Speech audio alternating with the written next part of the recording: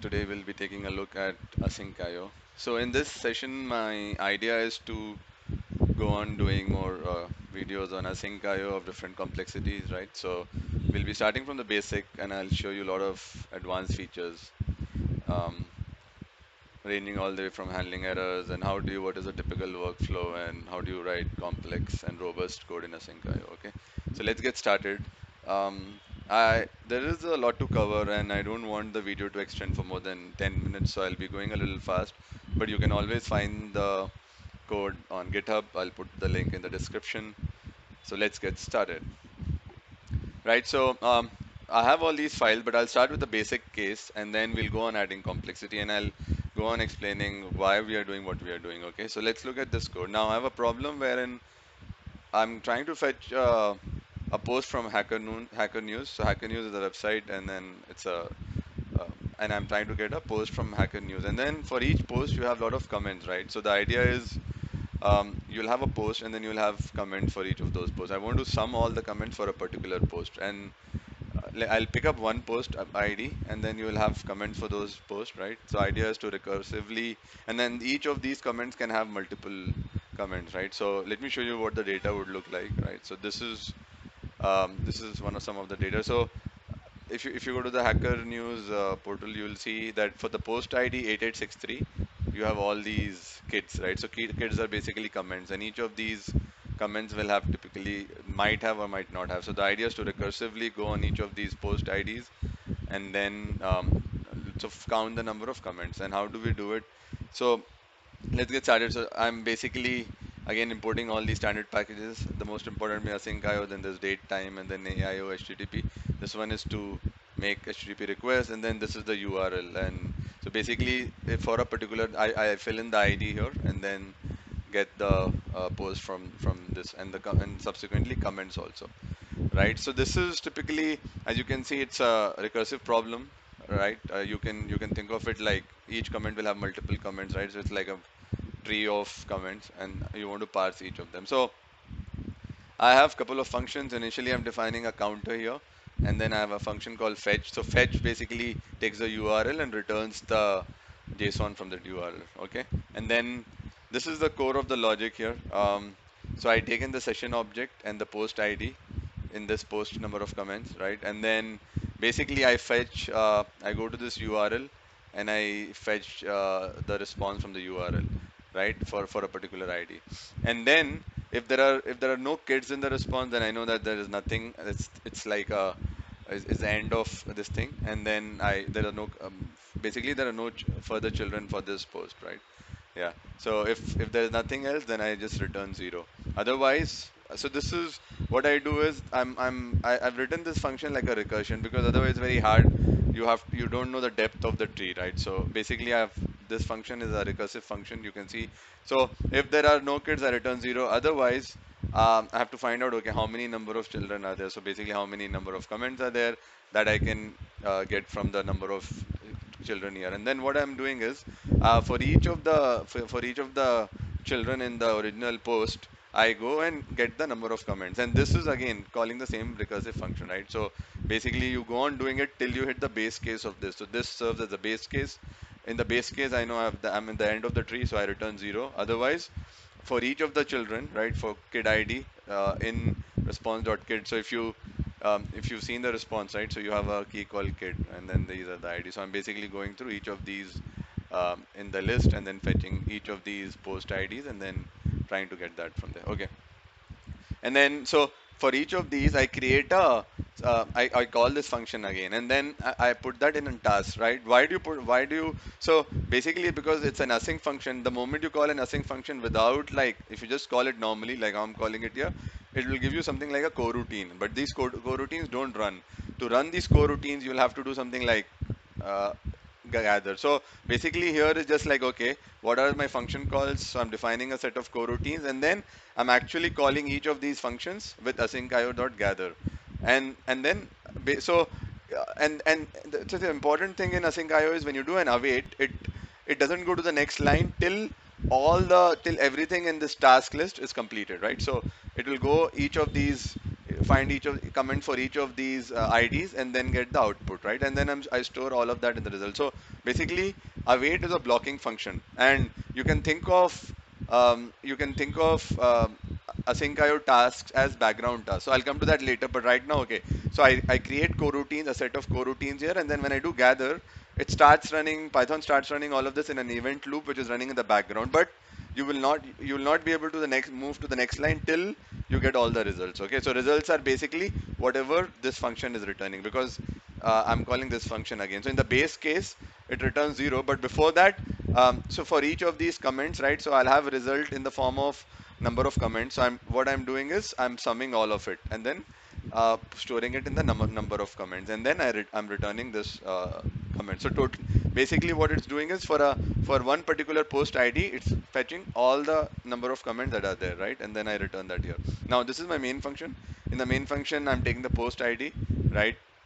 Creating a AIO HTTP client session, and then calling that and basically calling triggering of the first function call, which is this one, right? So with passing session and post ID. Now this comments is basically the number of comment that I get, right? So one of the important things in async IO is if your tasks are not dependent on each other, right? So why does it need to be async, and why recursion? Because it's a tree-like structure. I want to use recursion, but why async? Because see, for each of the children post ID, you have to make a URL request, right? So whenever you're making web request or doing anything on the network, it's always good idea to use async, especially if you're doing parallel requests, because what happens is each of these requests are independent, right? So they're not like request 2 is not dependent on request 1, request 3 is not dependent on 2. So each of them are parallel, so you can just spin up you can do it with async IO, right? So that's the core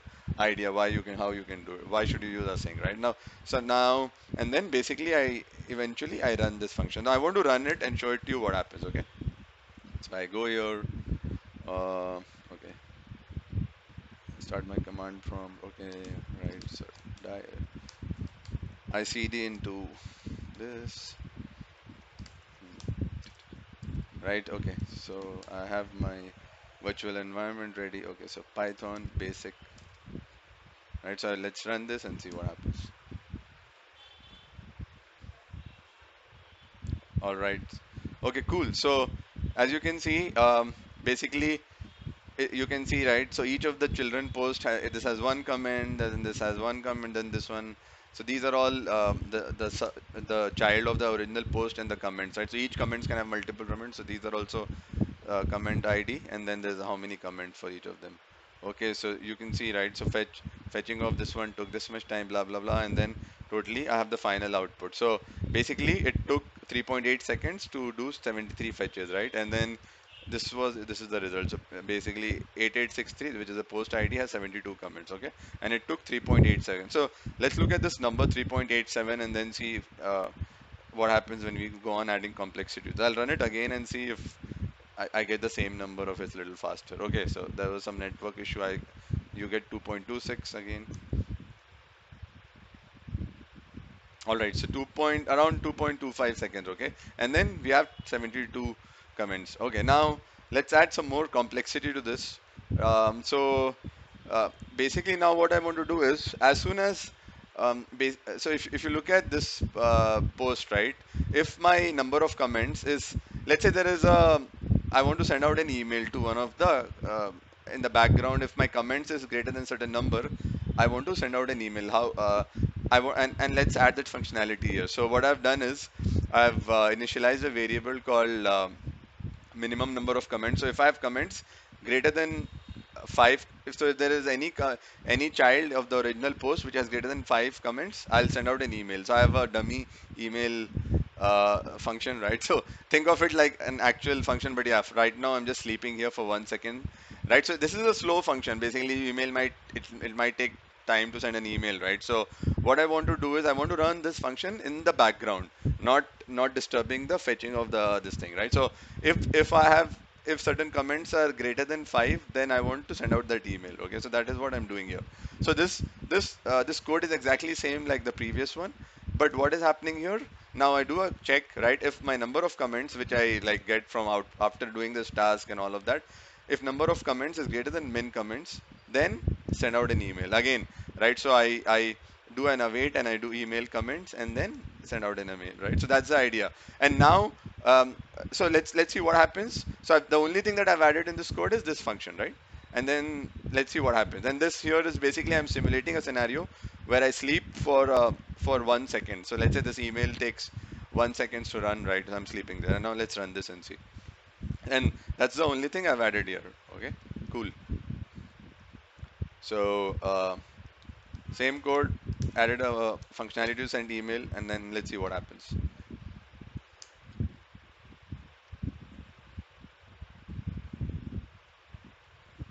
Wow.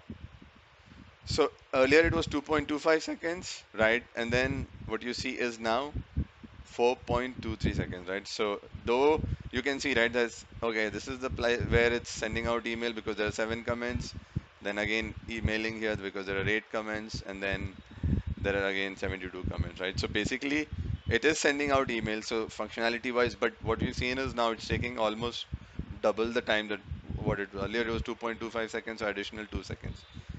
Why is that happening? And because it's still running in parallel, but why? Okay, let's run it again and see if it takes the same amount of time.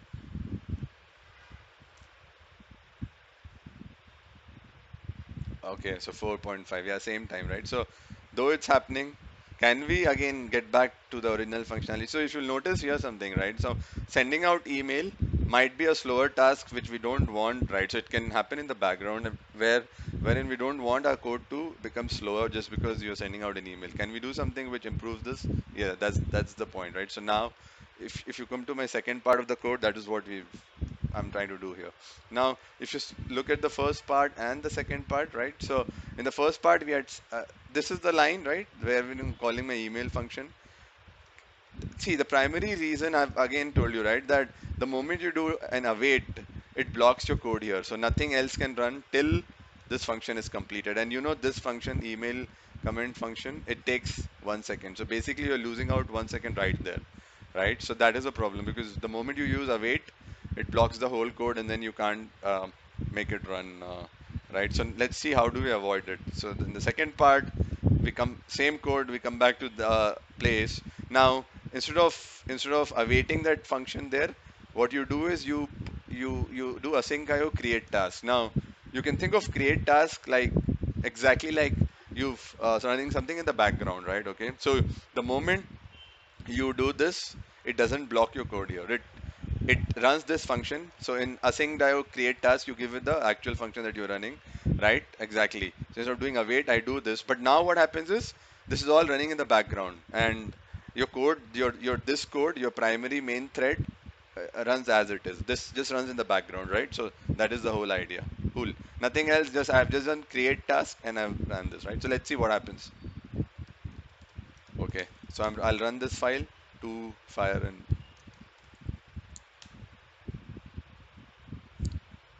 wow, right? So oh, it ran in 2.25 seconds, right? Cool. But if you notice one thing, if you see my previous run, right, you had that email, sending email, right? So basically emailing comments.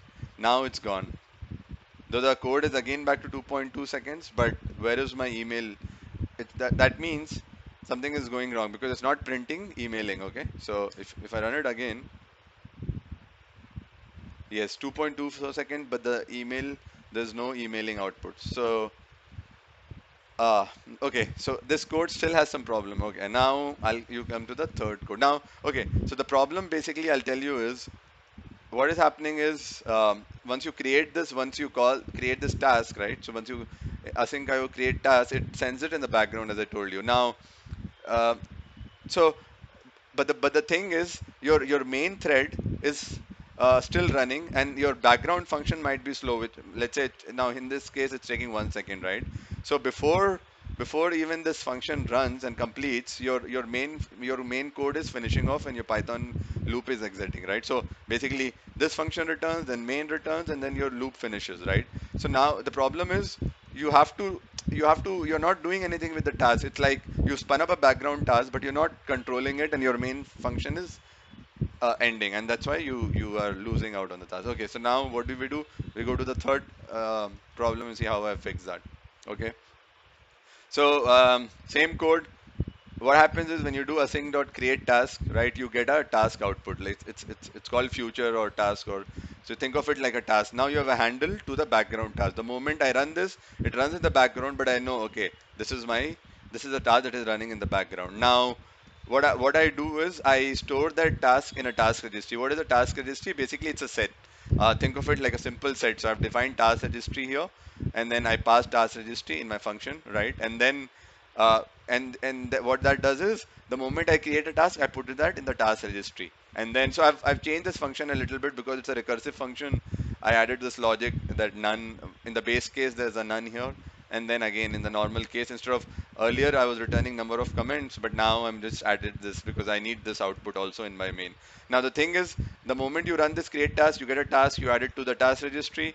Now in your main function where you're calling this recursive task, you have the task registry. Now this task registry is all the tasks that you spun in the background. Okay, so after your whole after you finish all the processing of all the URLs, and you get the number of comments, right? You get the post ID, right? Similarly to what was happening in the earlier code, right? So we are doing all of this. The only thing that you do is now I have this task registry which I got back. And the task registry basically has all the tasks. Now, so you don't want your main function, the main thread, to finish before the background task of finishing, right? So you do await asyncio.gather and then and this task registry. So basically, the moment you do await, right, it blocks here, and gather is just to collect multiple tasks, right? So the moment I do await here, my function will not end till all the tasks have finished completed in the background, right? So once they are completed, only then will I. Otherwise, my code execution keeps waiting on this line. Okay, cool. Now let's run this and see.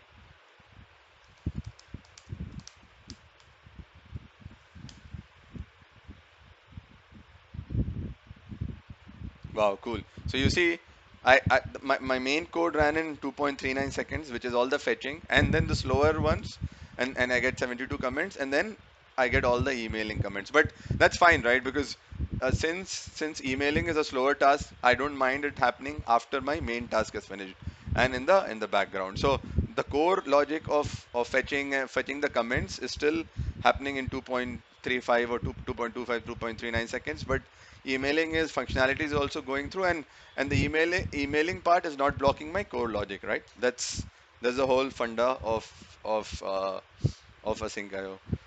All right, now um, cool. I'll go on to a more complex example, which combines like two three subroutines, each calling coroutine, sorry, each coroutine calling another coroutine, and then see how that works. Okay, so the final example is basically a more complex one, right? Wherein, okay, so what I'm trying to do here is, um, for each post I want to. So in Hacker News, basically, if you look at Hacker News,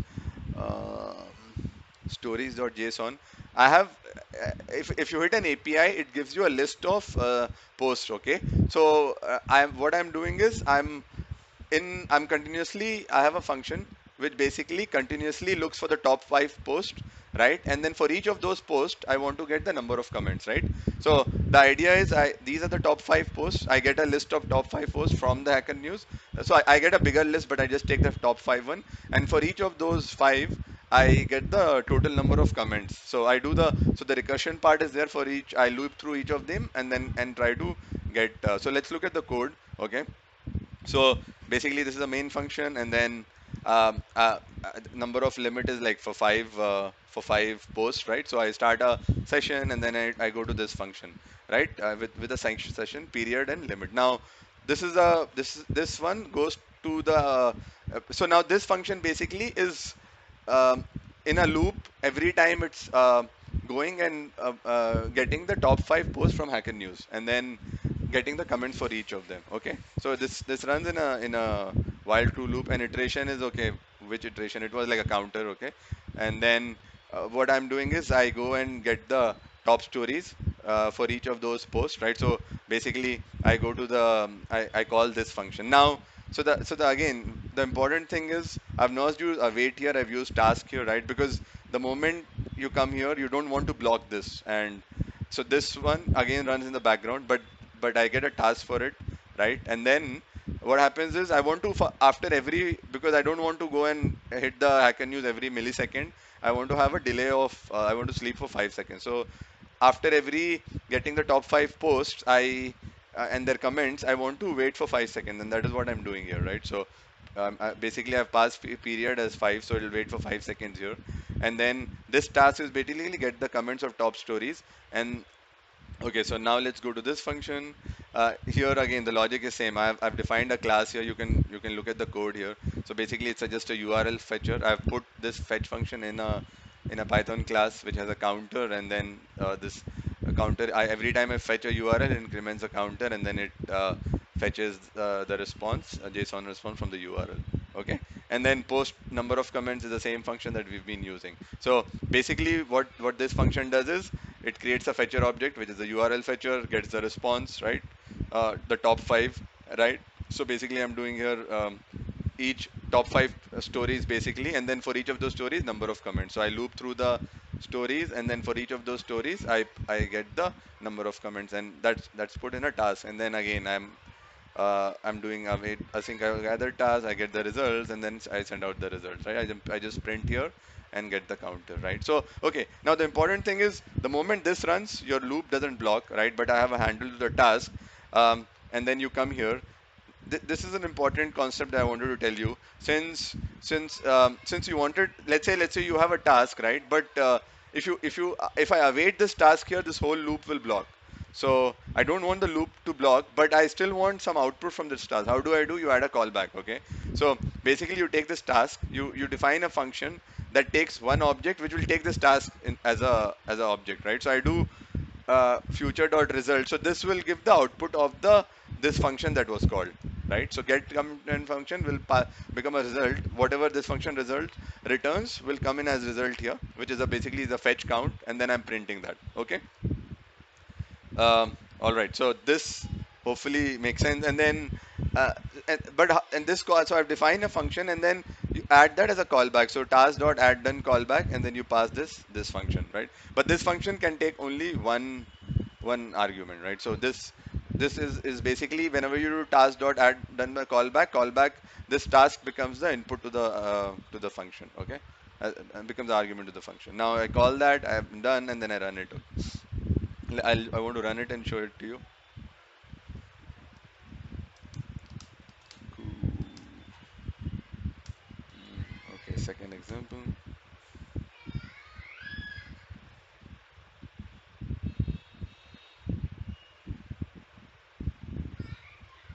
So this will go on running since we are running a for loop, right? So I'll end it manually. Okay. So why does it run? Because I have a while true loop, and then this function just calls it.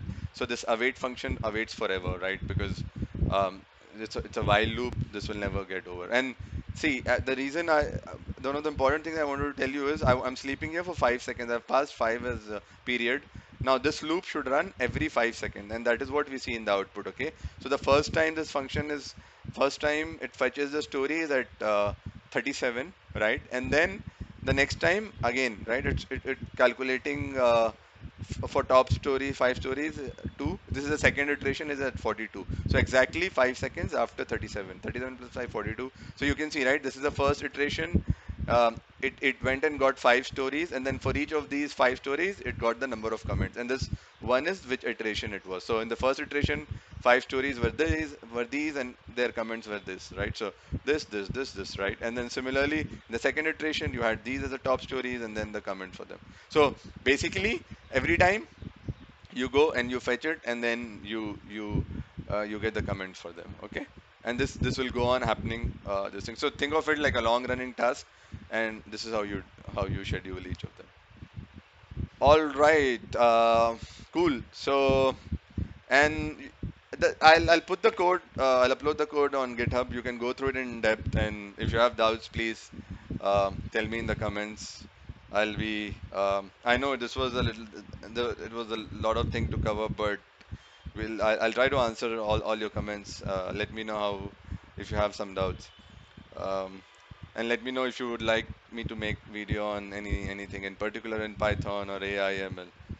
All right, folks. Thank you for joining the session. I hope I'll be out with a video soon. Like and subscribe. And